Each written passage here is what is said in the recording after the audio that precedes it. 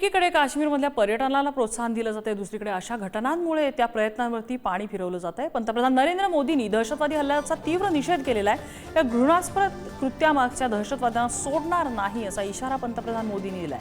दहशतवादाशी लढण्याचा आमचा निर्धार अटळ आहे असंही ते म्हणाले। त्यांनी एक्स पोस्ट केलेली आहे। मृतांच्या कुटुंबियांचं पंतप्रधान मोदींनी सांत्वन केलंय। जखमी लवकर बरे व्हावे यासाठी प्रार्थना केल्याचं त्यांनी या एक्स पोस्टमध्ये म्हटलंय। जम्मू आणि काश्मीरच्या पहलगाममधल्या दहशतवादी हल्ल्याचा मी तीव्र निषेध करतो। ज्यांनी आपले प्रियजन यात गमावले आहेत त्यांच्याबद्दल मी शोक व्यक्त करतो असं पंतप्रधान नरेंद्र मोदी यांनी म्हटलंय।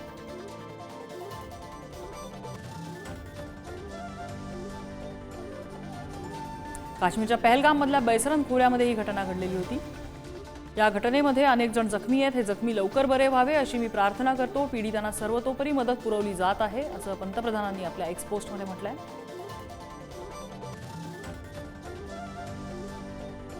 या घृणास्पद कृत्यामागील लोकांना शिक्षा होईल, त्यांना सोडणार नाही।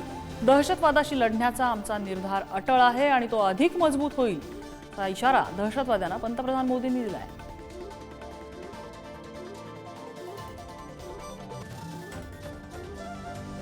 आणि पर्यटकांवरच्या या दहशतवादी हल्ल्याबाबत केंद्रीय गृहमंत्री अमित शहा यांनीही एक्स पोस्ट केलेली आहे। त्यांनी पंतप्रधान मोदींना या घटनेची माहिती दिली आणि व्हिडिओ कॉन्फरन्सद्वारे संबंधित अधिकाऱ्यांसोबत बैठक घेतलेली आहे।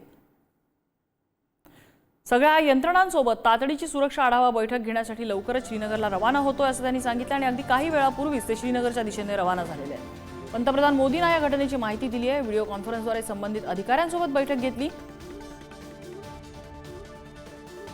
सर्व यंत्रणांसोबत तातडीची सुरक्षा आढावा बैठक घेण्यासाठी मी लवकरच श्रीनगरला रवाना होणार आहे असं गृहमंत्री अमित शहा यांनी एक्स पोस्ट करत सांगितलंय। काही वेळापूर्वीच त्यांच्या वाहनाचा ताफा रवाना झालेला आहे।